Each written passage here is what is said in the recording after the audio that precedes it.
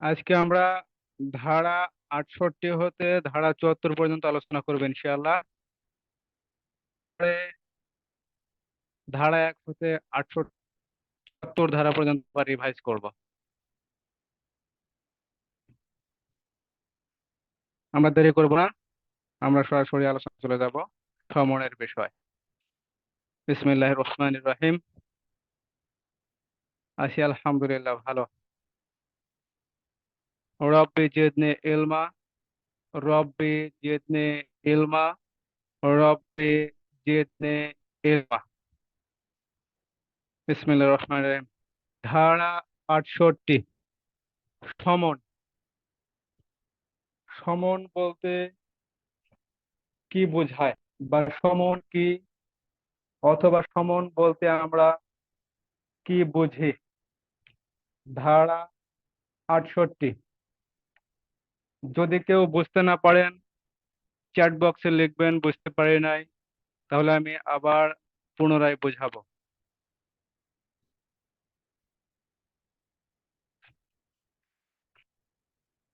ধারা 68-র 1, সমন কাকে বলে? কোনো আসামি বা সাক্ষীকে নির্দিষ্ট দিন তারিখ ও সময়ে আদালতে হাজির করার জন্য আদালতের বিচারক অথবা সুপ্রিম কোর্টের নির্দেশিত অফিসার কর্তৃক স্বাক্ষরিত ও সিলমোহরকৃত লিখিতভাবে 2 প্রস্থে যে আদেশনামা ইস্যু করা হয় তাকে সমন বলে। তাহলে সমন বলতে কি বোঝায়? কোনো আসামি অথবা সাক্ষীকে কোনো নির্দিষ্ট দিন তারিখ ও সময়ে হাজির করার জন্য আদালতের বিচারক কর্তৃক অথবা সুপ্রিম কোর্টের নির্দেশিত, সুপ্রিম কোর্ট কর্তৃক নির্দেশিত কোনো অফিসার কর্তৃক স্বাক্ষরিত ও সিলমোহরকৃত লিখিতভাবে 2 প্রস্থে যে আদেশনামা ইস্যু করা হয় তাকে সমন বলে। তাহলে সমনে কাকে হাজির করা হয়? সমনের মাধ্যমে কাকে হাজির করা হয়? কোনো আসামিকে বা সাক্ষীকে কোথায় হাজির করা হয়? আদালতে একটি নির্দিষ্ট দিন তারিখ ও সময়ে হাজির করা হয়। এই সমন কে ইস্যু করতে পারেন? আদালতের বিচারক অথবা সুপ্রিম কোর্ট কর্তৃক নির্দেশিত বা নির্দেশপ্রাপ্ত অফিসার, এবং এই অফিসার কর্তৃক স্বাক্ষরিত ও সিলমোহরকৃত হতে হবে। সমন 2 প্রস্থে ইস্যু করা হয়, কারণ এক প্রস্থ সমন যার উপর জারি করা হবে তাকে 1 কপি বুঝিয়ে দেওয়া হয় এবং অন্য কপিতে প্রাপ্তি স্বীকার করা হয়, সেই জন্য সমন 2 কপিতে ইস্যু করা হয়।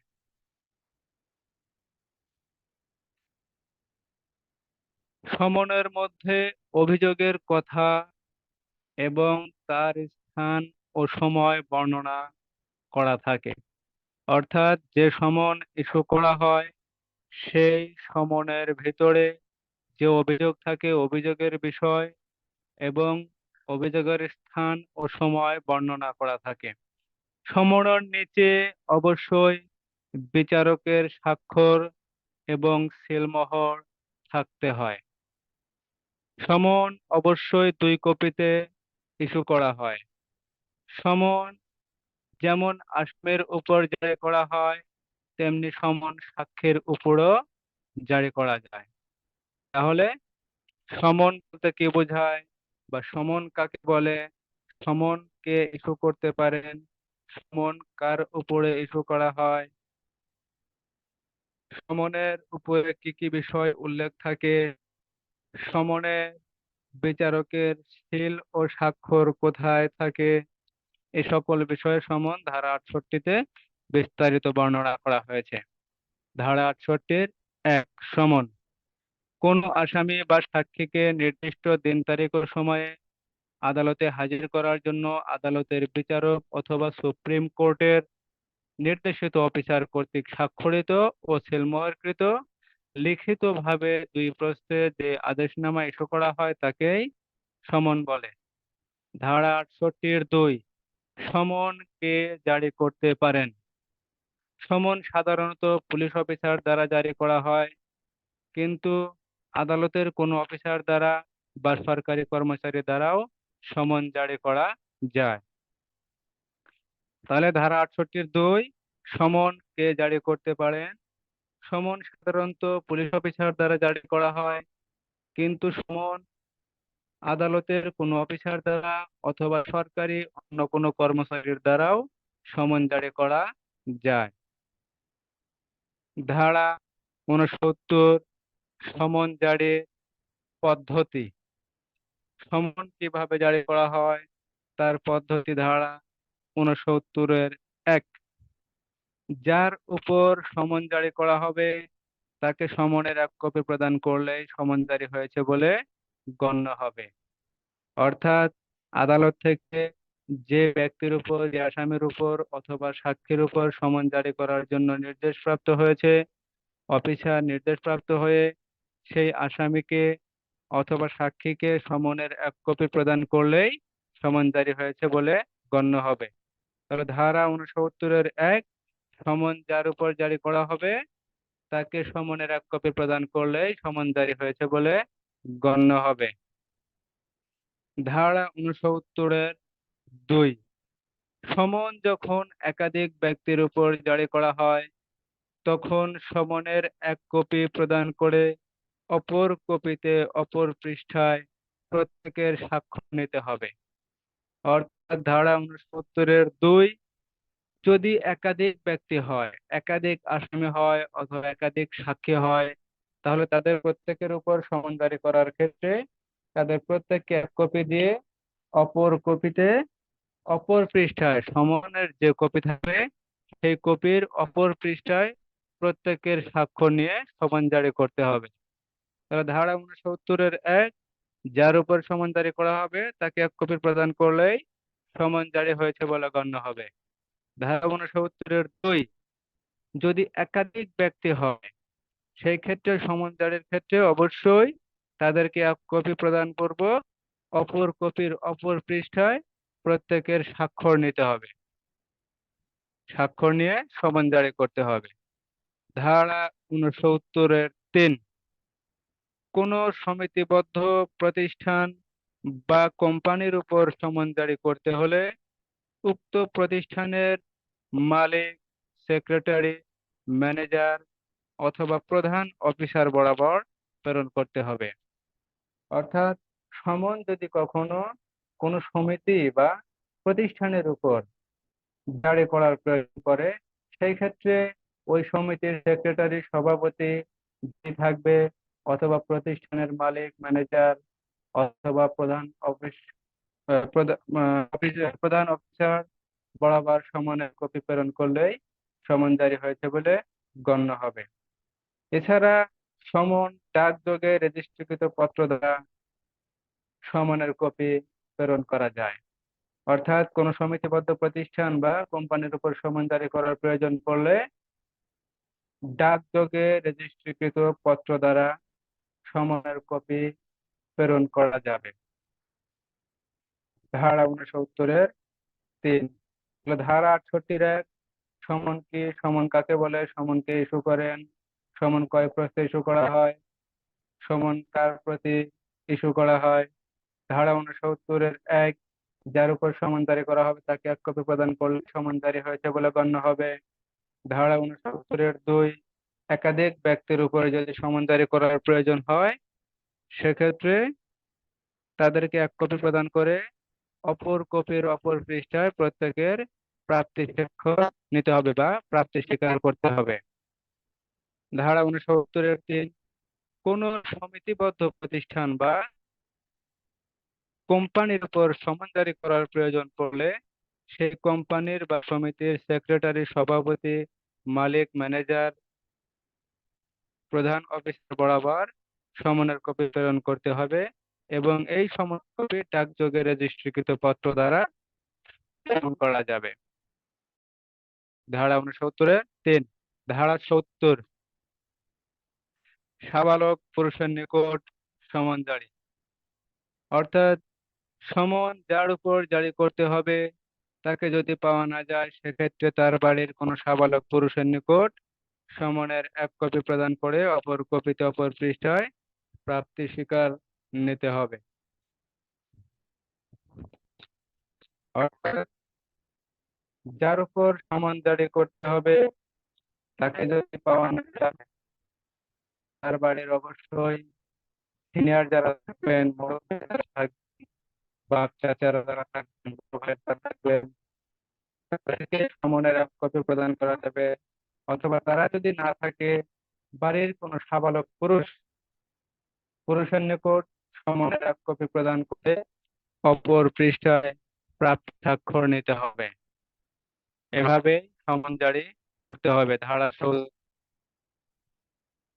সমন যার উপর জারি করতে হবে তাকে যদি পাওয়া না যায় তার বাড়ির কোনো সাবালক পুরুষের নিকট সমনের কপি প্রদান করে অপর কপিতে অপর পৃষ্ঠায় স্বাক্ষর পূর্বক সমন জারি করতে হবে। ধারা 71, লটকিয়ে সমন জারি। ফৌজদারি কার্যবিধি আইনের ধারা 69 এবং 70 মোতাবেক কোনো ব্যক্তির উপর সমন জারি করা সম্ভব না হলে যে ব্যক্তির উপর সমন জারি করতে হবে উক্ত ব্যক্তির বাসস্থানের প্রকাশ্য স্থানে সমনের এক কপি লটকিয়ে সমন জারি করতে হবে।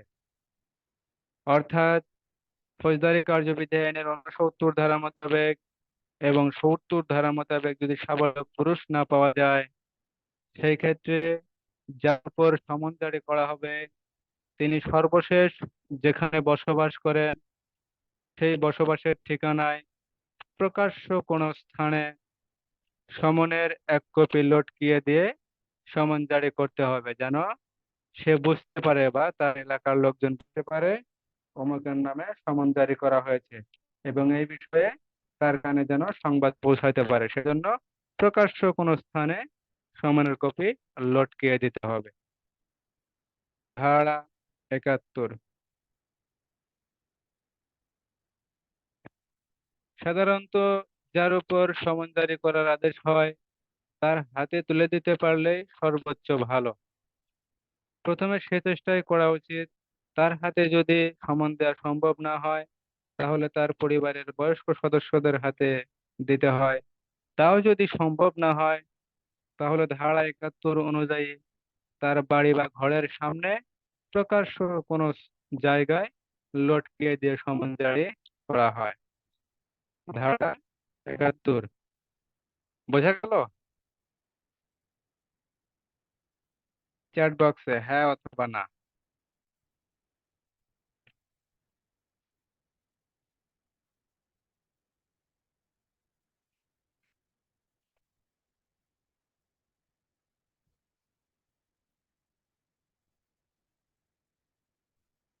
ঠিক আছে, বোঝা গেছে। ধারা 72, সরকারি কর্মচারীর উপর সমন জারি। ধারা 72-এর 1, সরকারি কর্মচারী বলতে কি বোঝায়? যেমন আমরা সরকারি কর্মচারী এবং বিভিন্ন সরকারের কর্মচারী আছে, এদের উপরে যদি সমন জারি করার প্রয়োজন হয় তাহলে কিভাবে সমন জারি করতে হবে সেই বিষয়ে ফৌজদারি কার্যবিধি আইনের ধারা 72-এ বিস্তারিত বর্ণনা করা আছে। ধারা 72, যে ব্যক্তির উপর সমন জারি করা হবে তিনি যদি সরকারি কর্মচারী হন তাহলে সমন প্রদানকারী আদালত উক্ত কর্মচারী যেখানে কর্মরত আছেন সেখানে তার প্রধান কর্মকর্তার নিকট সমনের 2 কপি প্রেরণ করবেন। অফিস প্রধান কর্মকর্তা বিধি মোতাবেক সমন জারি করবেন। তাহলে সমন জারি সরকারি কর্মচারীর উপর কি পদ্ধতি? যে ব্যক্তির উপর সমন জারি করা হবে তিনি যদি সরকারি কর্মচারী হন তাহলে তিনি যেখানে কর্মরত আছেন সেখানে তার প্রধান কর্মকর্তার নিকট আদালত সমনের 2 কপি প্রেরণ করবেন এবং প্রধান কর্মকর্তা বিধি মোতাবেক সমন জারি করবেন। এছাড়া প্রয়োজন পড়লে প্রত্যয়ন ও তার স্বাক্ষর সহ আদালতে প্রত্যর্পণ করবেন বা ফেরত প্রদান করবেন। তাহলে সরকারি কর্মচারীর উপর সমন জারি। সরকারি কর্মচারী যেখানে কর্মরত থাকবেন তার অফিস প্রধান বরাবর সমনের 2 কপি আদালত প্রেরণ করবেন এবং সেই প্রেরিত 2 কপি প্রধান কর্মকর্তা বিধি মোতাবেক সমন জারি করে আদালতে ফেরত পাঠাবেন। ধারা 72-2, এরূপ স্বাক্ষর সমন জারির প্রমাণক হিসেবে ব্যবহার করা যাবে। তাহলে সরকারি কর্মচারীর উপরে যে সমন জারি করা যায়, সেই যে সমন জারির প্রমাণক হিসেবে 72-2 ধারায় সমন জারির প্রমাণক হিসেবে গণ্য করা যায়।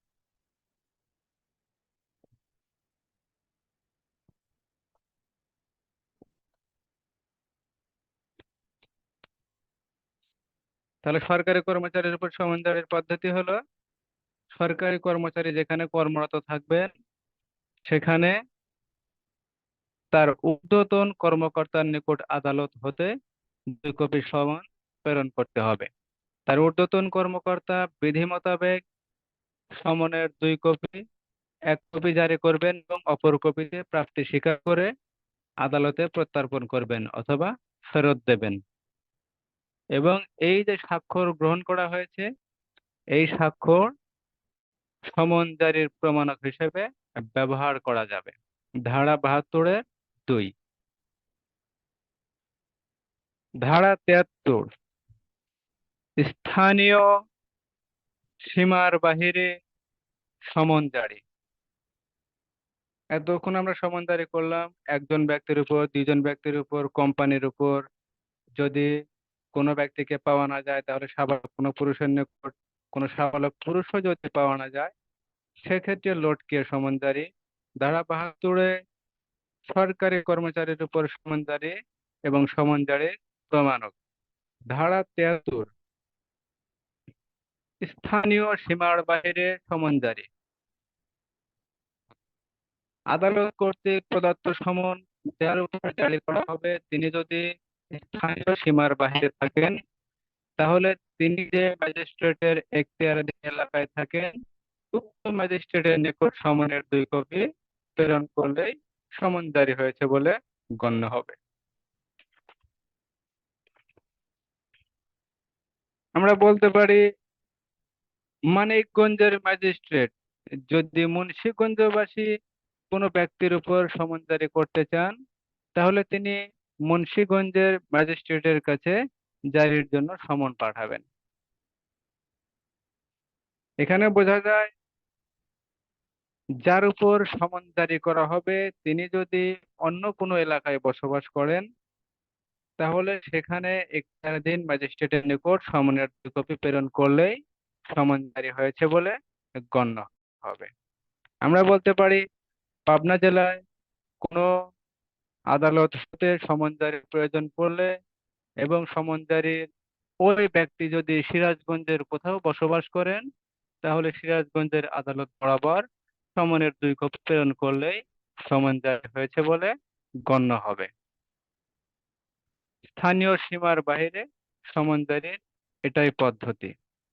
তাহলে স্থানীয় সীমার বাইরে সমন জারি বলতে বোঝায় আদালত কর্তৃক প্রদত্ত সমন যার উপর জারি করা হবে তিনি যদি স্থানীয় সীমার বাইরে অর্থাৎ আদালতের এখতিয়ারাধীন এলাকার বাইরে থাকেন, তাহলে তিনি যে ম্যাজিস্ট্রেটের এখতিয়ারাধীন এলাকায় বসবাস করেন উক্ত ম্যাজিস্ট্রেটের নিকট সমনের 2 কপি প্রেরণ করলে সমন জারি হয়েছে বলে গণ্য হবে। ধারা 73। ধারা 74, সমন জারির প্রমাণ। এতক্ষণ ধারা 69 হতে ধারা 73 পর্যন্ত যে সমন জারি করা হয়েছে সেই সমন জারির প্রমাণ হিসেবে ধারা 74 ব্যবহার করা যায়। ধারা 74-এর 1, যখন সমন জারিকারক অফিসার আদালতে উপস্থিত থাকেন না অনুপস্থিত থাকেন, তখন যদি সমন জারি করা নিয়ে কোনো প্রকার প্রশ্ন ওঠে, তাহলে সমনের অপর কপিতে স্বাক্ষরিত হলে তার দ্বারা সমন জারি হয়েছে মর্মে গণ্য হবে। অর্থাৎ আদালতে যখন প্রশ্ন ওঠে বা কখনো যদি আদালতে প্রশ্ন ওঠে যে সমন জারি করা হয় নাই, তাহলে সমন জারি কারক যে অফিসার আছেন তিনি কিভাবে প্রমাণ করবেন যে সমন জারি করা হয়েছে? তিনি প্রমাণ করবেন সমনের এক কপি আসামিকে অথবা সাক্ষীকে প্রদান করে অপর কপিতে যে স্বাক্ষর নেওয়া হয়েছে সেই স্বাক্ষর দ্বারা তিনি প্রমাণ করতে পারবেন যে সমন নির্দিষ্ট দিন তারিখ ও সময়ে জারি করা হয়েছে। ধারা ৭৪-১, ৭৪-২, জারিকারক অফিসার এফিডেভিট ও প্রাপ্তি স্বীকার কপি দ্বারা আদালতে প্রেরণ করবেন। অর্থাৎ জারিকারক জারিকারক অফিসার প্রাপ্তি স্বীকার কপি নিজে কোনো এফিডেভিট তৈরি করে সেটা আদালতে প্রেরণ করবেন। ধারা ৭৪-২, এই এফিডেভিট কপি ও প্রাপ্তি স্বীকার কপি দ্বারা আদালতে সমন জারি করা হয়েছে সেটা প্রমাণ করা যায়। ধারা ৭৪। ধারা ৬৮ হতে ধারা ৭৪ পর্যন্ত কোনো সমস্যা আছে?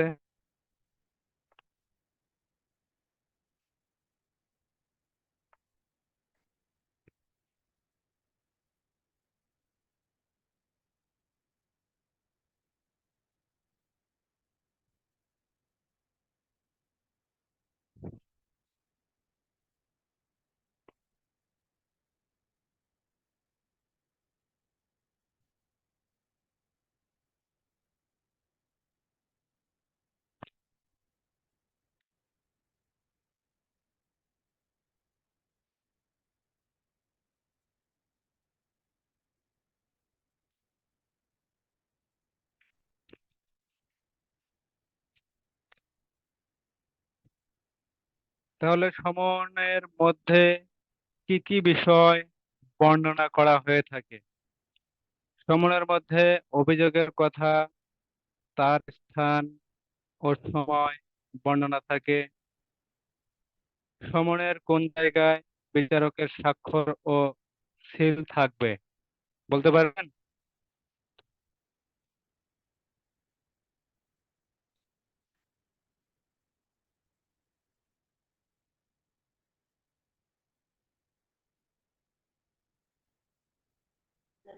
সমনের অপর কপিতে এক কপি বুঝে দেওয়ার পরে অপর কপি মানে দ্বিতীয় উল্টা পাতায়। আমি বলছি সমনে বিচারকের স্বাক্ষর এবং সিল কোথায় থাকে?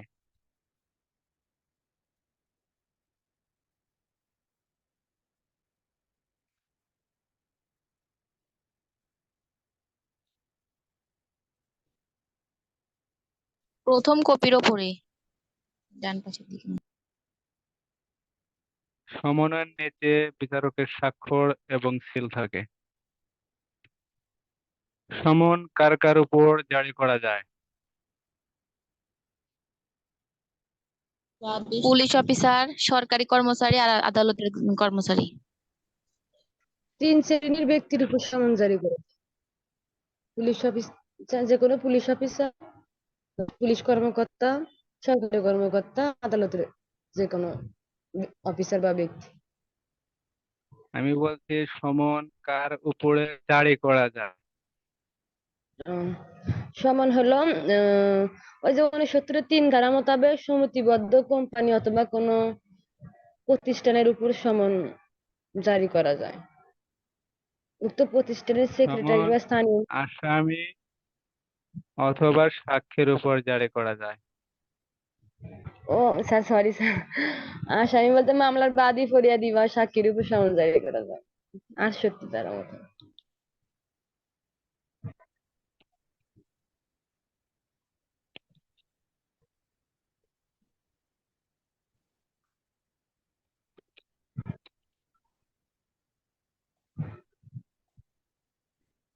সমন কে কে জারি করতে পারেন? সমন স্যার ওই তো পুলিশ অফিসার, সরকারি কর্মচারী, আদালতের যে কোনো কর্মচারী বা কর্মকর্তা, 3 শ্রেণীর ব্যক্তি সমন জারি করতে পারে 69 ধারা মোতাবেক। না, 69 নাকি 68 ধারা মোতাবেক। পুলিশের সাব ইন্সপেক্টরের উপর সমন জারি করার প্রয়োজন হলে সমন কার নিকট প্রেরণ করতে হবে? ওই পুলিশ ওই সাবের সাবের যেই অফিসে কর্মরত আছে সেই অফিসের প্রধান কর্মকর্তার নিকট 2 কপি সমন প্রেরণ করে 69 ধারা মোতাবেক ওই তো 1 কপি অপর কপিতে স্বাক্ষর নিয়ে সমন দাবি করতে হবে, করতে হবে। মানে প্রজাতন্ত্র কর্মচারীর উপর সমন। আমি বলছি পুলিশের সাব ইন্সপেক্টরের উপর সমন জারি করার প্রয়োজন পড়লে সমনের কপি কোথায় প্রেরণ করতে হবে, কার মাধ্যমে প্রেরণ করতে হবে? তার তাহার পুলিশ সুপার। কর্তার নিকট স্যার ওই পুলিশ সমনের সুপার। কপি। পুলিশ সুপার, ঠিক। Police super, police super. আপনার অফিসে একজন পাটোয়ারির উপর সমন জারির পদ্ধতি কি?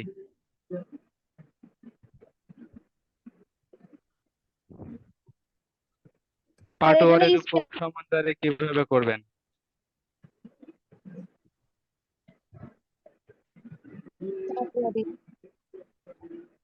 এটা কোনটা? কোনো পুলিশ অফিসারের মাধ্যমে, কোনো তহসিলদারের মাধ্যমে, কোনো চৌকিদারের মাধ্যমে, কোনো দফাদারের মাধ্যমে? পাটোয়ারির উপর সমন জারি কার মাধ্যমে? পুলিশ অফিসার, চৌকিদার, দফাদার, তহসিলদার? Police officer sir. তহসিলদার।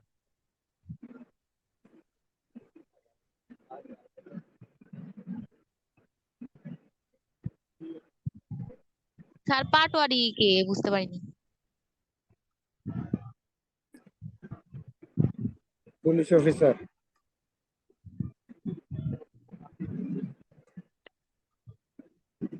সমন জারির প্রমাণ কত ধারা? 74 স্যার।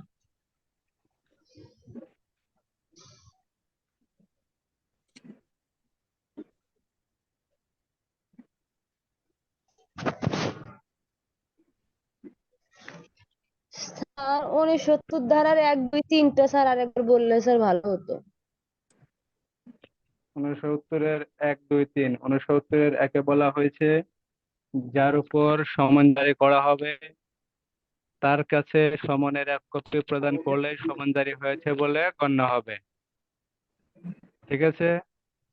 69-এর 2, সমন যদি একাধিক ব্যক্তির উপর জারি করার প্রয়োজন হয় তাহলে তাদেরকে সমনের 1 কপি প্রদান করে অপর কপিতে প্রত্যেকের, যতগুলা ব্যক্তি থাকবেন তাদের প্রত্যেকের অপর পৃষ্ঠায় স্বাক্ষর নিয়ে সমন জারি করতে হবে। তাহলে 69-এর 1-এ একজনের উপর, 69-এর 2-এ একাধিক ব্যক্তির উপর, আর 69-এর 3-এ বলা হয়েছে কোন সমিতি বা প্রতিষ্ঠানের উপর যদি সমন জারি করার প্রয়োজন হয় সেক্ষেত্রে অবশ্যই ওই সমিতির সভাপতি, সেক্রেটারি, মালিক, ম্যানেজার, প্রধান অফিস কর্মকর্তা যিনি থাকবেন তাদের কাছে সমনের কপি প্রেরণ করলেই সমন জারি হয়েছে বলে গণ্য হবে। এই সমন রেজিস্ট্রি ডাকযোগে পত্র দ্বারা প্রেরণ করা যাবে। ধারা 69-এর 3। বোঝা গেছে কোনো সমস্যা?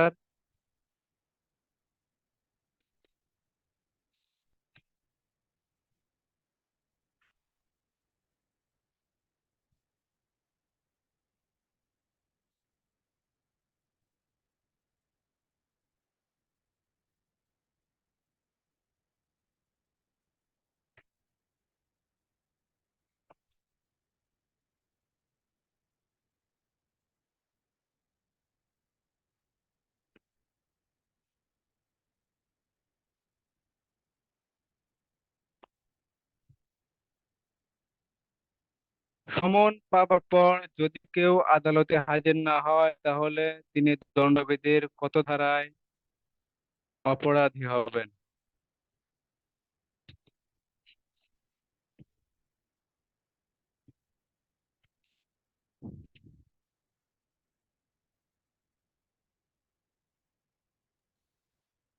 174 স্যার, 174। 174 সঠিক।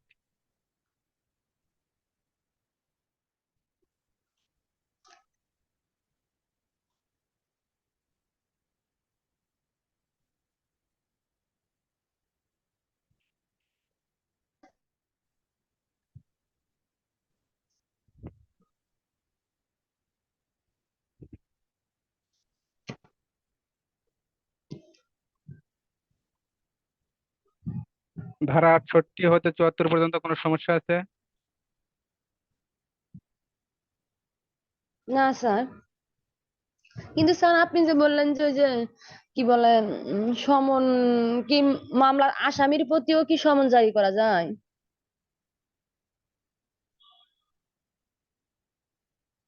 আপনি একটু আগে কি কি বলছেন, বাদী ফরিয়াদি আর কে কে? আমি স্যার 3 শ্রেণীর ব্যক্তির কথা পড়ছিলাম অনেক আগে, এখন আসামির প্রতি করা যায় কিনা জানি না। আমি স্যার পড়ছিলাম যে মামলার বাদী ফরিয়াদি বা সাক্ষীকে নির্দিষ্ট দিন তারিখ সময়ে আদালতে হাজির হওয়ার জন্য ওই যে স্যার আদালতের আম, বিচারক অথবা সুপ্রিম কোর্ট কর্তৃক বা প্রিজাইডিং অফিসার কর্তৃক স্বাক্ষরিত সিলমোহরযুক্ত 2 কপি বিশিষ্ট যে আদেশনামা ইস্যু করা হয় তাকে সমন বলে।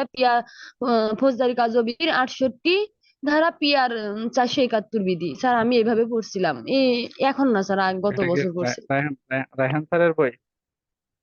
রায়হান স্যারের বইয়ের থেকে কিছু ধারা আমি অ্যাড করছি, আর আবার স্যার ওই যে আমার মেন বইতে ওই যে আদালতের বিচারক এবং সুপ্রিম কোর্ট কর্তৃক যে উম ব্যক্তি থাকে তাদের সেই দুইটা কথাও অ্যাড করছি করে। স্যার আদালতের প্রিজাইডিং অফিসার কর্তৃক স্বাক্ষরিত সিলমোহরযুক্ত যে স্যার আর রায়হান স্যারের বই মেন, কিন্তু মেন বইয়ে আমি দুইটা কথা এবারে অ্যাড করছি যে আদালতের বিচারক অথবা সুপ্রিম কোর্ট কর্তৃক, এই দুটাও অ্যাড করছি। হুম, এখানে বইয়ে বলা আছে যেমন যেমন আসামির উপর জারি করা যায় তেমনি সাক্ষীর উপরও জারি করা যায়। এটা জেনে রাখেন, মাথায় রাখেন, ঠিক আছে? কাজে লাগবে। জি স্যার, জি স্যার। আর একটা জিনিস জেনে রাখেন, সমনে যদি কখনো সময় লেখা থাকে যে পুনরাদেশ না পাওয়া পর্যন্ত আদালত ত্যাগ করা যাবে না, তাহলে ওই ব্যক্তি আদালত কক্ষ ত্যাগ করতে পারবেন না, ঠিক আছে? জি স্যার। যে সমনের মাধ্যমে কোনো আসামিকে অথবা কোনো সাক্ষীকে আদালতে হাজির করা হয়, সেই জি স্যার। সমনে যদি উল্লেখ থাকে নতুন করে আদেশ না পাওয়া পর্যন্ত ওই ব্যক্তি আদালত ভবন আদালত কক্ষ ত্যাগ করতে পারবেন না, তাহলে তিনি আদালত কক্ষে বা ভবনে উপস্থিত থাকতে বাধ্য, ঠিক আছে? জি স্যার। ক্লিয়ার? জি স্যার, ক্লিয়ার। আর কোনো সমস্যা? ফৌজদারি কার্যবিধি আইন 1898 সালের 5 নং আইন। ধারা 1, ফৌজদারি কার্যবিধির পরিচিতি ও কার্যকারিতার সীমা। ধারা 4-1 ক অ্যাডভোকেট, 4-1 ক অ্যাটর্নি জেনারেল, 4-1 খ জামিনযোগ্য অপরাধ, জামিনের অযোগ্য অপরাধ, 4-1 গ অভিযোগ বা চার্জ, 4-1 চ আমলযোগ্য অপরাধ বা মামলা অথবা কেস, 4-1 নালিশ, 4-1 ইনকোয়ারি বা অনুসন্ধান, 4-1 তদন্ত, 4-1 আমলের অযোগ্য অপরাধ অথবা মামলা অথবা কেস, 4-1 মূর্ধন্য অপরাধ, 4-1 থানার ভারপ্রাপ্ত কর্মকর্তা, 4-1 ধ থানা, 4-1 পাবলিক প্রসিকিউটর। ধারা 5, দণ্ডবিধির সকল অপরাধের বিচারের অনুসন্ধান, তদন্ত ও বিচার কার্যক্রম ফৌজদারি কার্যবিধি আইন অনুসারে হবে, এবং অন্য আইনে যদি বিচার কার্যক্রম, তদন্ত এবং অনুসন্ধানের ব্যবস্থা থাকে তাহলে সেই আইন প্রাধান্য পাবে। ধারা 5। ধারা 6, ফৌজদারি আদালতের প্রকারভেদ। ফৌজদারি আদালত 2 প্রকার, ম্যাজিস্ট্রেট 2 প্রকার, বিচারিক ম্যাজিস্ট্রেট 4 প্রকার। ধারা 9, দায়রা আদালত। ধারা 10 নির্বাহী ম্যাজিস্ট্রেট। ধারা 11 জুডিশিয়াল ম্যাজিস্ট্রেট। ধারা 12 স্পেশাল ম্যাজিস্ট্রেট বা বিশেষ ম্যাজিস্ট্রেট। পুলিশের এসপি হতে ঊর্ধ্বতন অফিসারগণ বিশেষ ম্যাজিস্ট্রেট বা স্পেশাল ম্যাজিস্ট্রেট হতে পারেন। ধারা 22 মফস্বল এলাকার জন্য জাস্টিস অফ দ্য পিস। ধারা 25 পদাধিকার বলে জাস্টিস অফ দ্য পিস। ধারা 28 দণ্ডবিধির অধীন অপরাধের বিচার কোন কোন আদালত করতে পারেন? হাইকোর্ট, দায়রা আদালত, ক্ষমতাপ্রাপ্ত যে কোনো আদালত। ধারা 29 খ কিশোর অপরাধের বিচার কোন কোন ম্যাজিস্ট্রেট করতে পারেন? ফৌজদারি কার্যবিধি আইনের 15 বছরের নিচের যে কোনো বয়সের শিশুকে কিশোর বলা হয়। ধারা 35, ধারা 31 হাইকোর্ট বিভাগ ও দায়রা বিভাগ যে দণ্ড দিতে পারেন। হাইকোর্ট বিভাগ যে কোনো দণ্ড দিতে পারেন। দায়রা বিভাগ মৃত্যুদণ্ড ব্যতীত যে কোনো দণ্ড দিতে পারেন, মৃত্যুদণ্ডও দিতে পারেন। মৃত্যুদণ্ডের ক্ষেত্রে হাইকোর্ট বিভাগের অনুমতি নিতে হয়। আর যুগ্ম দায়রা জজ মৃত্যুদণ্ড ও 10 বছরের অধিক যে কোনো কারাদণ্ড ব্যতীত তার নিম্নের যে কোনো কারাদণ্ড প্রদান করতে পারেন। ধারা 35 একই মামলায় বিভিন্ন অপরাধে দণ্ডিত হলে তার শাস্তি। ধারা 35 ক দণ্ডপ্রাপ্ত ব্যক্তি জেল হাজতে থাকলে কারাদণ্ডের মেয়াদ বাদ দিতে হবে। ধারা 42 ম্যাজিস্ট্রেট এবং পুলিশ অফিসার যদি জনগণের কাছে যুক্তিসঙ্গত সাহায্য চায় তাহলে জনগণ সাহায্য করতে বাধ্য। সেটা দুই ক্ষেত্রে: আইন শৃঙ্খলা রক্ষার ক্ষেত্রে এবং সরকারি সম্পত্তি আহ অপরাধীর পলায়ন রোধের ক্ষেত্রে অথবা আসামি গ্রেপ্তারের ক্ষেত্রে, এবং আইন শৃঙ্খলা রক্ষার ক্ষেত্রে অথবা সরকারি সম্পত্তি ক্ষতির হাত থেকে রক্ষার্থে যদি সাহায্য চায় তাহলে সাহায্য করতে বাধ্য। ধারা 43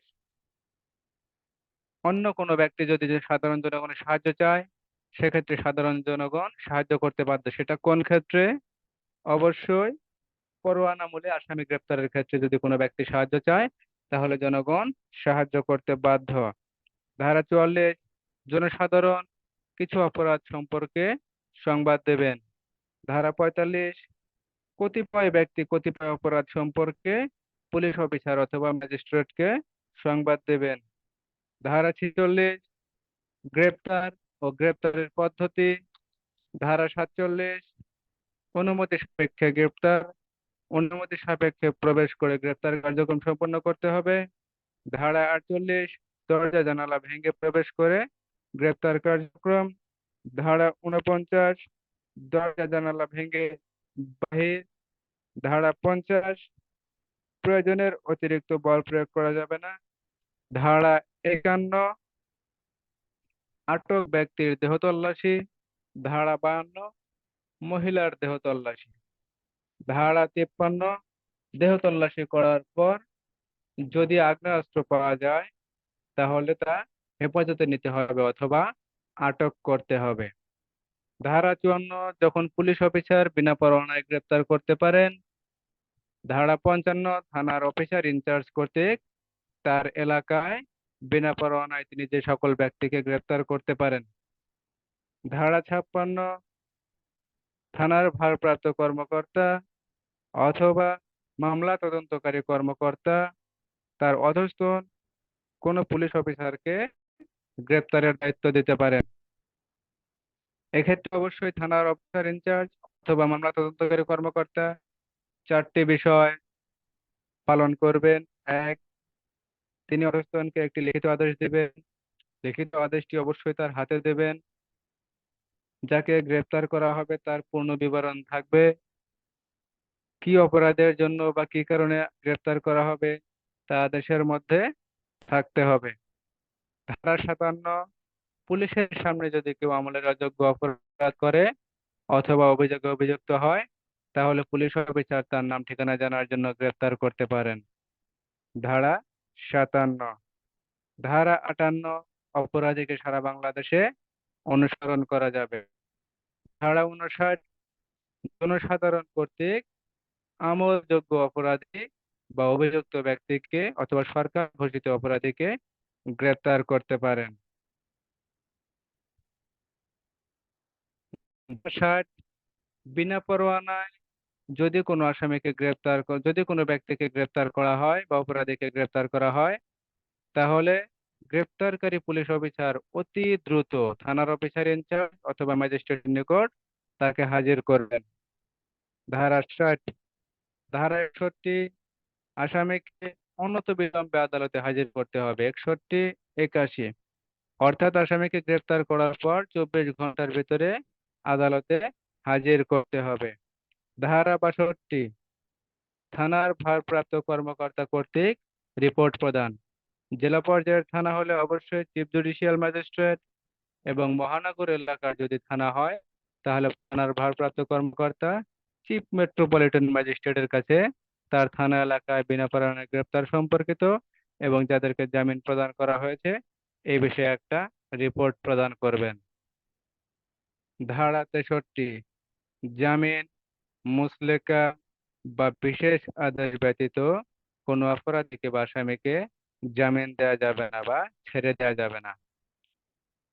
ধারা 64, ম্যাজিস্ট্রেট কর্তৃক গ্রেপ্তারের ম্যাজিস্ট্রেট কর্তৃক আসামিকে গ্রেপ্তার, অর্থাৎ ম্যাজিস্ট্রেট নিজেই কোনো আসামিকে গ্রেপ্তার করতে পারবেন যদি ওই আসামি ম্যাজিস্ট্রেটের উপস্থিতিতে এবং তার স্থানীয় সীমারেখার মধ্যে কোনো অপরাধ করে, তাহলে ম্যাজিস্ট্রেট নিজে গ্রেপ্তার করতে পারবেন এবং অপরকে গ্রেপ্তারের আদেশ দিতে পারবেন।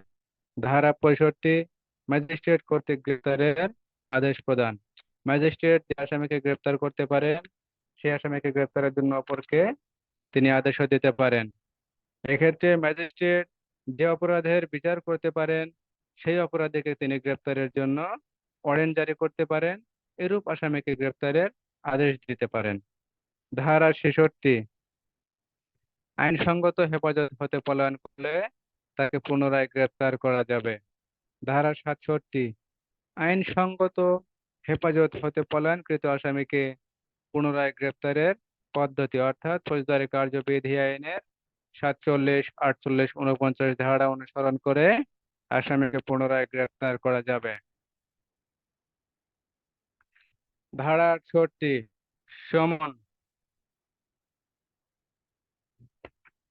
কোনো আসামি বা সাক্ষীকে নির্দিষ্ট দিন তারিখ ও সময়ে আদালতে হাজির হওয়ার জন্য আদালতের বিচারক কর্তৃক অথবা সুপ্রিম কোর্টের নির্দেশিত অফিসার দ্বারা স্বাক্ষরিত ও সিলমোহরকৃত লিখিতভাবে, অবশ্যই লিখিত হতে হবে, লিখিতভাবে 2 প্রস্থ যে আদেশনামা ইস্যু করা হয় তাকে সমন বলে। সমন সাধারণত পুলিশ অফিসার দ্বারা জারি করা হয়ে থাকে, কিন্তু সমন আদালতের কোনো অফিসার অথবা সরকারি কর্মচারী দ্বারা জারি করা যায়। ধারা 69, সমন জারির পদ্ধতি।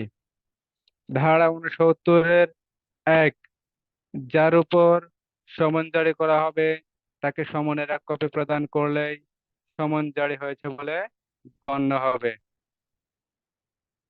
ধারা 69-এর 2, সমন যখন একাধিক ব্যক্তির উপর জারি করা হয় তখন তাদেরকে 1 কপি প্রদান করে অপর কপির অপর পৃষ্ঠায় স্বাক্ষর গ্রহণ করতে হবে। এখানে যদি একাধিক ব্যক্তি হয় তাদের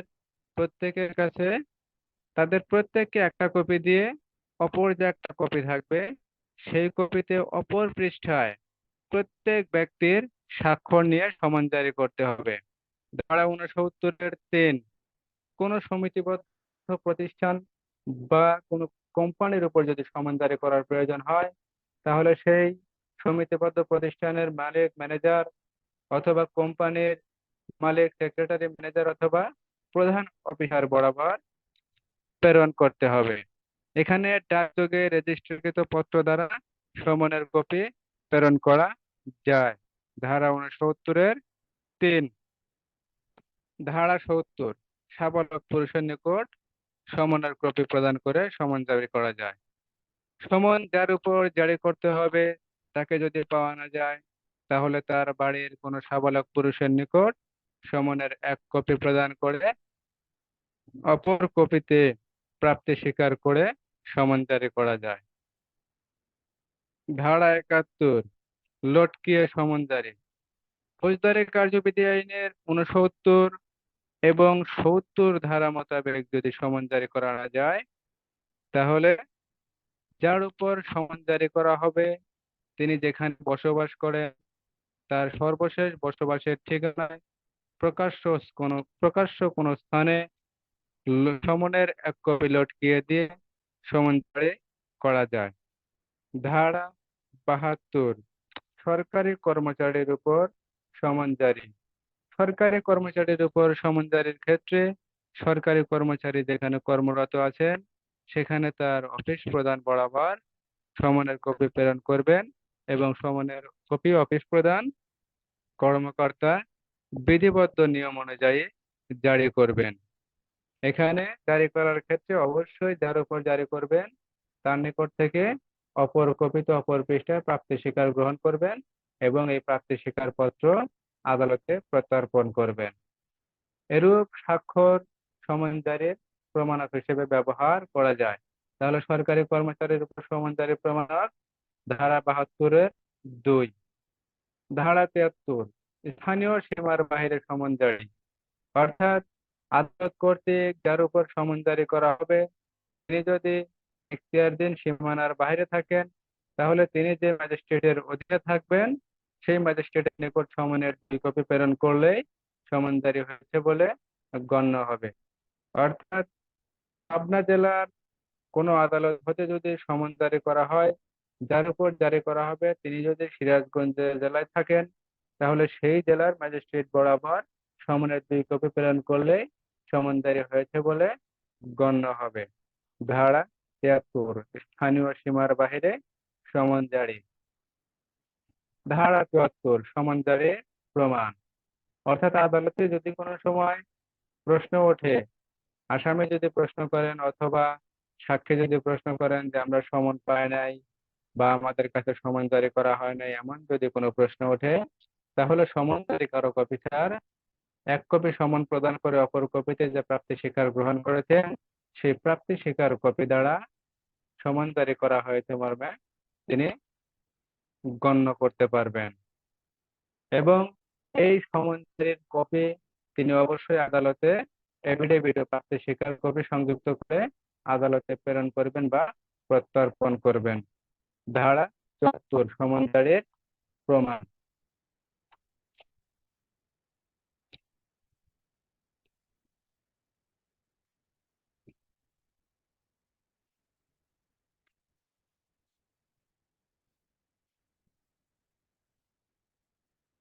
এখন সবাইকে মিউট করে দেব সবাই একটু অ্যান্সার দেওয়ার চেষ্টা করবেন।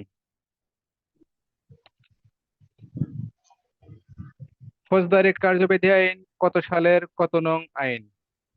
1898 সালের 5 নং আইন। ফৌজদারি কার্যবিধি আইন কত তারিখ হতে কার্যকর হয়? 1898 সালের 1 জুলাই। কয় শ্রেণীর ব্যক্তিকে অ্যাডভোকেট হিসেবে অন্তর্ভুক্ত করা যায়? 3 শ্রেণীর ব্যক্তিকে। 3 শ্রেণীর কোন ব্যক্তিকে স্যার। কোন ধরনের উকিলকে অ্যাটর্নি জেনারেল নিযুক্ত করা যায়? সরকারি উকিল। জামিনযোগ্য বাংলাদেশ অপরাধ সম্পর্কে বলা হয়েছে ফৌজদারি কার্যবিধি আইনের কত নং তফসিলে? দ্বিতীয় দ্বিতীয় তফসিলের 5 ধারা।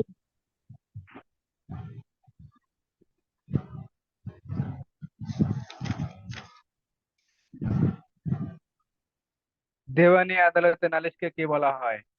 আর্জি।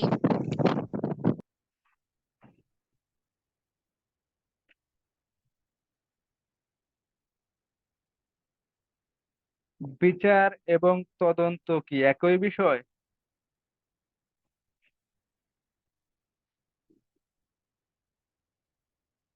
না।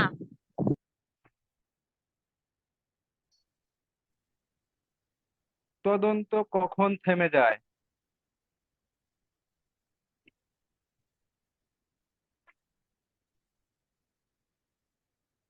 স্যার তদন্ত হলো ওই যে চারের পূর্বে।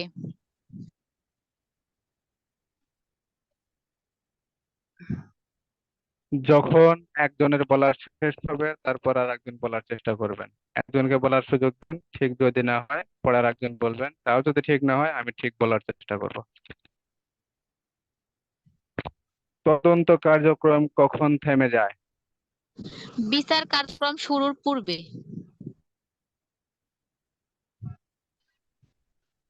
বিচার কার্যক্রম যখন শুরু হয়, পূর্বে না, যখন শুরু হয়।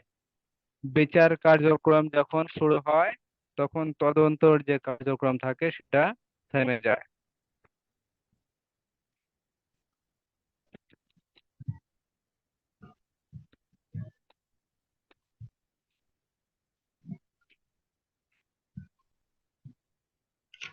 ফৌজদারি আদালতে সবসময় কয়টি আইন কাজে লাগে? 3টি। কি কি? ফৌজদারি, দণ্ডবিধি, সাক্ষ্য আইন। বিচারিক ম্যাজিস্ট্রেট কয় প্রকার? 4 প্রকার। দায়রা জজ নিয়োগ করা হয় সংবিধানের কত দফার শর্ত অনুযায়ী?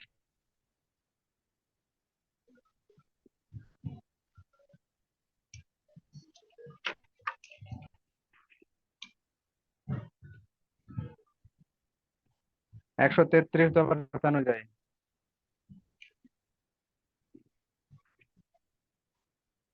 স্যার 133 অনুচ্ছেদ হবে।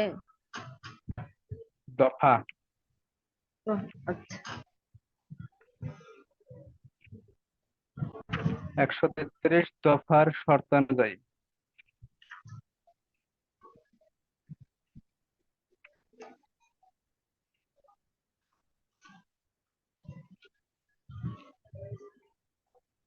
কোন নাগরিককে মফস্বল এলাকার জন্য জাস্টিস অব দি পিস নিয়োগ করা যায় না? বিদেশি নাগরিক। পদাধিকার বলে সমগ্র বাংলাদেশের জন্য জাস্টিস অব দি পিস কারা? স্থানীয় সুপ্রিম এলাকা। কোর্টের বিচারপতিগণ।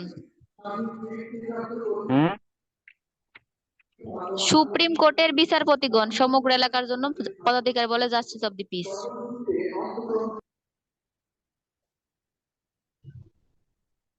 না ইয়া মফস্বল এলাকার জন্য স্থানীয় এলাকার জন্য জাস্টিস অব দ্য পিস নিয়োগ করতে পারেন। আর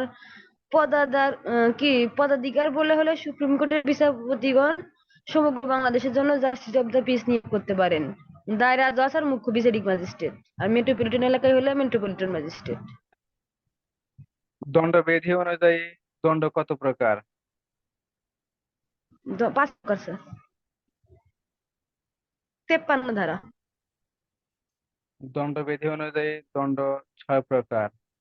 যদি এমসিকিউ আসে এবং এমসিকিউ তে যদি কোনো সময় 6, 5, 4, 3 এই জাতীয় কিছু থাকে অবশ্যই 6 দেবেন। আর 6 আচ্ছা যদি না থাকে, দেবো। যদি 6 না থাকে তাহলে অবশ্যই 5 দেবেন। জি 5, স্যার। 4, 3, 2 এরকম কিছু থাকলে জি ওটাই 5 দেবেন। আর যদি 6 থাকে অবশ্যই 6 দেবেন, কারণ 6 উল্লেখ করা আছে। দণ্ডের জি স্যার। প্রকারভেদ এখানে দেওয়া আছে 6, অবশ্যই 6 দেবেন। ঠিক আছে? জি স্যার। স্যার, পদাধিকার বলে যে জাস্টিস অব দি পিস, ওটা কোনটা সঠিক হবে? সুপ্রিম কোর্টের স্থানীয় বিচারপতিগণ। এলাকার সুপ্রিম কোর্টের বিচারপতিগণ পদাধিকার বলে সমগ্র বাংলাদেশের জন্য। ঠিক আছে? আর স্যার জেলা মফস্বলের পর্যায়ের জন্য জন্য মনে করেন এখানে চিফ জুডিশিয়াল ম্যাজিস্ট্রেট আছেন, চিফ মেট্রোপলিটন ম্যাজিস্ট্রেট মেট্রো এলাকার জন্য। ঠিক আছে? তাদের নির্দিষ্ট একটা এরিয়া আছে, যেমন আমাদের জেলার চিফ জুডিশিয়াল ম্যাজিস্ট্রেট যিনি আছেন ওনার নির্দিষ্ট একটা এরিয়া আছে, যেমন এই জেলা। ঠিক আছে? তিনি এই জেলায় কর্মরত, এখানে একটি এজেন্ট তার সীমানা, এই সীমানার জন্য উনি নিজে এই ক্ষমতা বলে জাস্টিস অব দি পিস। কথা বোঝা গেছে? আর সুপ্রিম কোর্টের বিচারপতিগণ সমগ্র বাংলাদেশের জন্য, ওনারা শুধু এই পাবনা জেলা অথবা সিরাজগঞ্জ জেলা রাজশাহী জেলা নির্দিষ্ট কোনো জেলার জন্য বা কোনো স্থানীয় এলাকার জন্য না, বা কোনো এখতিয়ারাধীন এলাকার জন্য না, অনেক সমগ্র জেলা কি বাংলাদেশের জন্য।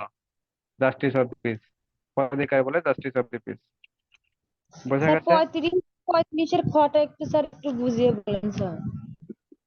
হ্যাঁ, 35 আর 35-এর 1-2 আছে না স্যার, ওই একটু ওই যে দ্বন্দ্ব, হাজতে খারাপ হতে দ্বন্দ্ব বাদ যাবে, এইটা একটু ভালো করে বলেন স্যার, ওইটা আমার একটু মনে থাকে ঝামেলা না। ঝামেলা হয়। হুম। ধারা জি স্যার। 35-এর কয়ের 1, এখানে জি বলা স্যার। হয়েছে কোনো অপরাধীকে মৃত্যুদণ্ড ব্যতীত, ঠিক আছে, জি স্যার। জি স্যার। যদি কোনো আসামির বিচার শেষে যখন রায় দেওয়া হয়, ঠিক আছে, বা কোনো হুম আদেশ দেওয়া হয়, এই আদেশ যদি মৃত্যুদণ্ড না হয়, মৃত্যুদণ্ড না হয়ে 5 বছর, 10 বছর, 15 বছর, 20 বছর সশ্রম অথবা বিনাশ্রম যে কোনো হুম। কারাদণ্ডই দিক, ঠিক আছে, জি কিন্তু স্যার। সেই আসামি যদি পূর্বেই, মানে আসামিকে আগেই আটক করে হাজতে রেখে দিচ্ছে, ঠিক আছে, হুম। জি স্যার। এখন যে যে দণ্ড বিচারক প্রদান করছেন সেই দণ্ড হতে আসামি, মনে করেন আসামিকে বিচারক দণ্ড দিচ্ছেন 10 বছর, হুম। কথা বোঝা গেছে? জি এখন স্যার। আসামি অলরেডি 8 বছর হাজতবাস করে ফেলছে, জি তাহলে স্যার। তার 10 বছর থেকে 8 বছর বাদ দিতে হবে, ধারা 35-এর কয়ের 1 বাদ জি দিয়ে স্যার। 2 বছর ভোগ করবে, ঠিক আছে। জি স্যার। জি স্যার।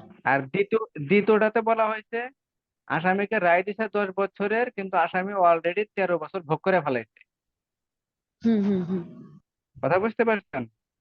জি স্যার। আসামি যখন এই 13 বছর ভোগ করছে, অবশ্যই এখানে ধরে নিতে হবে যে আসামি যে 10 বছর রায় দিছে এই 10 বছর আসামি ভোগ করে ফেলছে, অর্থাৎ আসামিকে তৎক্ষণাৎ হুম। ছেড়ে দিতে হবে। যদি অন্য কোনো অপরাধে যদি তার আসামিকে আটক রাখার প্রয়োজন না হয়, তাহলে তাকে ছেড়ে দিতে হবে। এবং এক্ষেত্রে রায়ে যদি আসামিকে অর্থদণ্ড প্রদান করা হয়, যে 10 বছর কারাদণ্ডের সাথে 10,000 টাকা অর্থদণ্ড করা হয়েছে, ঠিক আছে, জি স্যার। সেক্ষেত্রে এই অর্থদণ্ড মওকুফ করে দিতে হবে, কারণ তার হাজতবাসকাল অলরেডি বেশি হয়ে গেছে, বেশি হয়ে কথা গেছে। বোঝা জি গেল? স্যার। হ্যাঁ জি তাহলে স্যার, ধারা বুঝতে পারছি। 35-এর কয়ের 1-এ বলা হয়েছে যে দণ্ড দিচ্ছে সেই দণ্ডের চেয়ে বেশি যদি সে ভোগ করে, তাহলে হাজতবাসকাল বাদ দিতে হবে, ঠিক বাদ আছে। দিতে হবে। আর জি স্যার। 35-এর কয়ের 2-এ বলা হয়েছে আসামিকে যে দণ্ড প্রদান করা হয়েছে সেই দণ্ড যদি আসামির হাজতবাসকাল যদি বেশি হয়, তাহলে অভিযুক্ত ব্যক্তিকে বা আসামিকে ছেড়ে দিতে হবে যদি অন্য কোনো অপরাধের জন্য আটক রাখার প্রয়োজন না হয়।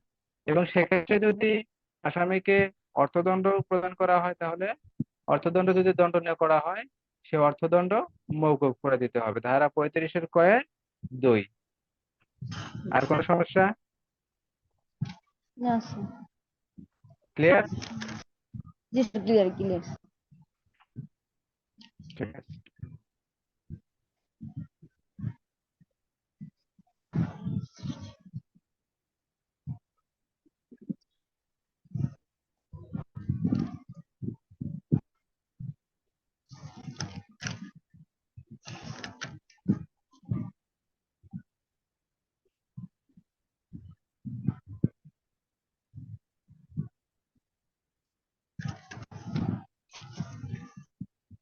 ম্যাজিস্ট্রেট এবং পুলিশ অফিসার ব্যতীত অন্য কোনো ব্যক্তি যদি সাধারণ জনগণের সাহায্য চায়, তাহলে জনগণ সাহায্য করতে কোন ক্ষেত্রে বাধ্য? স্যার ওই যে আসামি গ্রেপ্তার, পলায়ন প্রতিরোধে এবং শান্তি ভঙ্গ, এটা হলো 42-এর ক। আর 42-এর খতে হচ্ছে শান্তি ভঙ্গ দমন এবং আমি বলছি সরকারি অন্য কোনো ব্যক্তি যদি জনগণের সাহায্য চায়, তাহলে জনগণ সাহায্য করবে, কিন্তু সেটা কোন ক্ষেত্রে সাহায্য করবে? স্যার পরোয়ানা পরোয়ানা মূলে যখন কোনো আসামি গ্রেপ্তার করতে সাহায্য চাবে তখন। সঠিক। পুলিশ অফিসার এবং ম্যাজিস্ট্রেট ব্যতীত যদি কোনো ব্যক্তি ওয়ারেন্ট তামিলের ক্ষেত্রে, অর্থাৎ পরোয়ানা তামিল করার ক্ষেত্রে যদি সাধারণ জনগণের সাহায্যের প্রয়োজন হয় এবং সে যদি সাহায্য চায়, তাহলে শুধু এই পরোয়ানা তামিলের ক্ষেত্রে সাহায্য করতে বাধ্য, অন্য কোনো ক্ষেত্রে জনগণ সাহায্য করতে বাধ্য না, ঠিক আছে। সেটা কত ধারায়? 43। উম,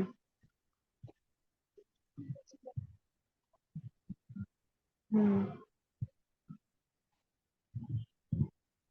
জনসাধারণ কোন ক্ষেত্রে ম্যাজিস্ট্রেট ও পুলিশ অফিসারকে যুক্তিসঙ্গতভাবেও সাহায্য করতে বাধ্য নয়? ফেরারি কোনো আসামিকে খুঁজে ফেরারি আসামির ঠিকানা খুঁজে দিতে আরেকটি, সাক্ষীর নাম ঠিকানা। আমি যেগুলো যে বারবার বলি আপনাদের কি সমস্যা হয়? না স্যার, বলেন স্যার। আমি কিন্তু একটাই কারণে বলি, এগুলো যখনই বলবো বারবার বলবো, অবশ্যই কারো না কারো যদি ভুল হয় অবশ্যই ভুল সংশোধন হবে, এটা সবাই জি বুঝতে স্যার, পারবেন। এটা কিন্তু আমি পুরা ভাষ্য ভাষ্য হুম, আমার সামনে নিয়ে আমি এগুলা বিষয়ে আলোচনা করি, ঠিক আছে? জি স্যার, জি স্যার, এমসিকিউ এর জন্য খুবই ভালো আমি যতটুকু মনে করি। জি স্যার। স্যার 35-এর স্যার যে শুধু 35-এর একটা ক আছে স্যার, দেখবেন জেল হাজতে থাকিলে দণ্ডের মেয়াদ থেকে বাদ। একটা আছে 35-এর 1 আর 2, যেটা আপনি আমাকে বুঝাইলেন, কিন্তু আর একটা কিন্তু আছে স্যার 35-এর শুধু ক। এটা কি? এটা এটা ওটা এটা তো স্যার, ওটা হলো এক মামলায় বিভিন্ন অপরাধে দণ্ডিত হলে 35-এর ক, শুধু ক না? জি স্যার, শুধু 35-এর ক।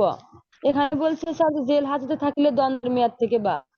এটাও এই কথাটাই বলছে, কিন্তু আবার আপনি যেটা বললেন ওটারও তো একে তো স্যার ওই কথাটাই বলছে, যে 35-এর একে তো ওই কথাটাই বলছে। এটা 35-এর পয়ের এক, ঠিক আছে? হুম, 35-এর ধারা হলো 35-এর পয়ের এক, এক ধারা।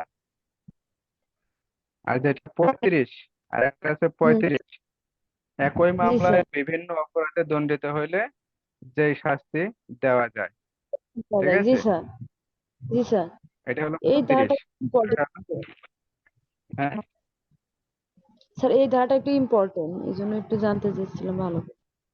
এই ধারা ইম্পর্টেন্ট, আপনার ফৌজদারি কার্যবিধির এই ক্ষেত্রে ধারাটা ইম্পর্টেন্ট না, এটা আপনার ইম্পর্টেন্ট হলো দণ্ডবিধিতে যখন যাবেন ধারা 71, ঠিক আছে?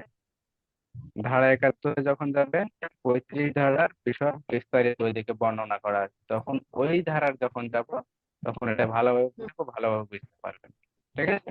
আচ্ছা, জি স্যার, তখন ওই ক্ষেত্রে খুবই গুরুত্বপূর্ণ। এই ক্ষেত্রে আপনার এখানে 6 ধারা থেকে মোটামুটি 35 ধারা পর্যন্ত যে আছে, এখানে প্রশ্ন হওয়ার সম্ভাবনা খুবই কম, নাই বললেই চলে। এখানে আমাদের কার্যক্রম খুবই কম, এখানে মূলত আদালতের কার্যক্রম, বিচারকদের ম্যাজিস্ট্রেটগণের কার্যক্রম, এখান থেকে এমসিকিউ আসতে পারে, এই জন্যই বারবার করা, ঠিক আছে?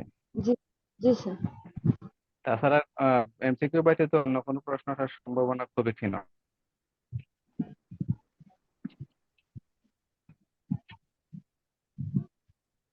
গ্রেপ্তারের পদ্ধতি কয়টি? গ্রেপ্তারি পদ্ধতি স্যার, ওই স্যার এই যে 146 থেকে স্যার 53 পর্যন্ত স্যার এই পদ্ধতিগুলা দিলেই তো হয়। এখানে গ্রেপ্তারের পদ্ধতি আপনার বিশাল বিস্তৃত বর্ণনা, জি ঠিক আছে? স্যার, বিস্তৃত বর্ণনা, কিন্তু স্যার আমরা তো এত লিখতে পারবো না, এই জন্যই স্যার এই যে 46 থেকে স্যার 100 শুধু 53 পর্যন্ত স্যার উল্লেখ করতে বলছে। যখন যদি বলে যে গ্রেপ্তার কাকে বলে বা গ্রেপ্তারের পদ্ধতি নিম্নে আলোচনা করো, তাহলে স্যার ওইটুকুই তো বলতে বলছে, স্যার বলছিল যে ওইভাবেই দিয়েন। ঠিকই আছে। গ্রেপ্তারকালে কোনো পক্ষে প্রবেশের সময় যদি দেখা যায় কোনো পর্যাপ্ত নারী আছেন, সেক্ষেত্রে করণীয় কি? যে যে পদ্ধতি নারীকে সরে যেতে বলতে হবে স্যার, সরে গিয়ে তারপরে ওই যে উক্ত স্থানে প্রবেশ করতে হবে স্যার। যদি সরে না যায়?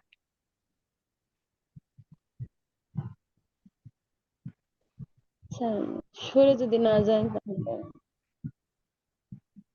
তাহলে আসামি ওনাকে, গ্রেপ্তার করবেন না, ফিরে আসবেন? না স্যার গ্রেপ্তার তো করবোই স্যার, যদি সরে না যাইতে তাকে তাকে স্যার উম, স্যার কি স্যার পারি না স্যার। স্যার যদি সরে না যায় তাহলে কোনো মহিলা পুলিশ যদি না থাকে ওইখানকার কোনো মহিলা দ্বারা তার শালীনতা বজায় রেখে আহ তারপরে তল্লাশি কার্যক্রম পরিচালনা করতে হবে। তাকে সরিয়ে নেওয়ার ব্যবস্থা করতে হবে। তাকে সরিয়ে নিয়ে যাওয়ার ব্যবস্থা করতে হবে। জি স্যার।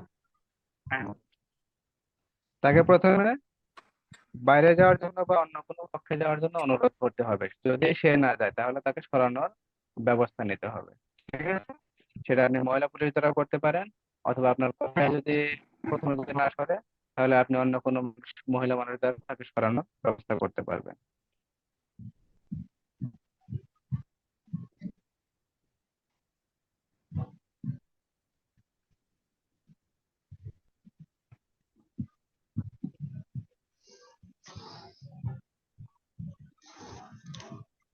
থানার ভারপ্রাপ্ত কর্মকর্তা অথবা মামলা তদন্তকারী কর্মকর্তা অধস্তনকে দ্বারা যদি কোনো আসামি গ্রেপ্তার করাতে চান তাহলে কয়টি পদ্ধতি অবলম্বন করবেন? 3টি পদ্ধতি স্যার। কি কি? 4টি স্যার, 4টি। 4টি? তিনটি স্যার, কে বলতে পারবেন? তিনটি তিনটি 4টি? কে 4টি? কে বলতে আমি পারবেন? বলছি তিনটি। না, 4টি। 4টি স্যার, শোনেন স্যার, 55 ধারাতে 3টি, আর আপনি বলছিলেন 54 ধারাতে 4টি, কি 56 ধারাতে 4টি, তাহলে 56 ধারাটাই তো আপনি প্রশ্ন করেন। আপনি প্রশ্ন বললেন যে পুলিশ অফিসার যখন অধস্তন অফিসারকে বিনা পরোয়ানায় গ্রেপ্তারের দায়িত্ব দেন তখন কয়টি পদ্ধতি অনুসরণ করতে হবে? তখন 4টি পদ্ধতি অনুসরণ করতে হবে। আর যখন থানার ভারপ্রাপ্ত কর্মকর্তা নিজেই গ্রেপ্তারি কার্যকর করেন তখন 3টি পদ্ধতি অনুসরণ করবেন। 3টি পদ্ধতির মধ্যে হলো, প্রথম পদ্ধতি, কোনো আমলযোগ্য অপরাধের সাথে জড়িত কোনো ব্যক্তিকে যার প্রকাশ্য কোনো জীবিকার উৎস নাই এবং যে ব্যক্তি অভ্যাসগতভাবে ডাকাত, চোর, গৃহভঙ্গকারী বা অভ্যাসগতভাবে বলপূর্বক কোনো সম্পত্তি গ্রহণ করে বা ভীতি প্রদর্শন করেন এমন ব্যক্তিকে থানার ভারপ্রাপ্ত কর্মকর্তা হলো বিনা পরোয়ানায় গ্রেপ্তার করতে পারেন। এটা হলো এক 3টি, কথায় মানে 2-3। এক কথায় অভ্যাসগত অপরাধী। সোনিয়া, পানি খান, পানি খান।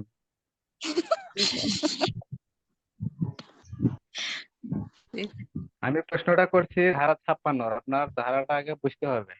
ঠিক আছে, জি প্রশ্নটা বুঝতে হবে। আমি বলছি অধস্তনকে দ্বারা যখন গ্রেপ্তার করাবেন বা করার দায়িত্ব দেবেন সেই ক্ষেত্রে থানার ভারপ্রাপ্ত কর্মকর্তা অথবা মামলা তদন্তকারী কর্মকর্তা কয়টি পদ্ধতি অবলম্বন করবেন? স্যার সেখানে হলো 4টি। 4টি। একটা হচ্ছে প্রথমে যদি লিখিত ভাবে দিতে হবে এবং তার হাতে দিতে হবে। তারপরে কি কারণে সেটা দিতে হবে, আর হচ্ছে আসামির নাম ঠিকানা একবারে উল্লেখ করে দিতে হবে। উল্লেখ এবং করে স্যার দিতে ওই হবে। বিষয়ে ঠিক আছে, জানাতে হবে স্যার, যে আমি আপনাকে এই কারণে গ্রেপ্তার করলাম, সেই বিষয়বস্তুটাকে জানাতে হবে। এটা তো বললোই, কারণ উল্লেখ থাকবে।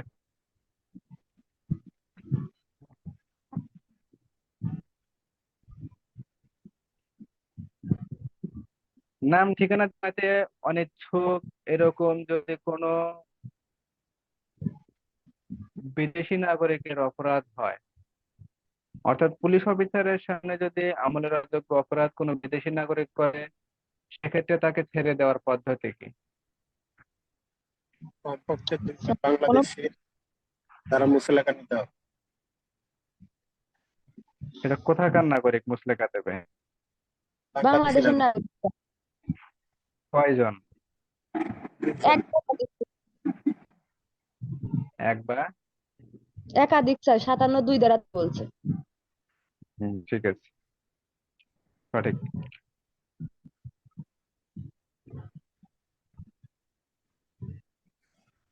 গ্রেপ্তারের পর আসামিকে ছেড়ে দেয়া যায় কয় ভাবে?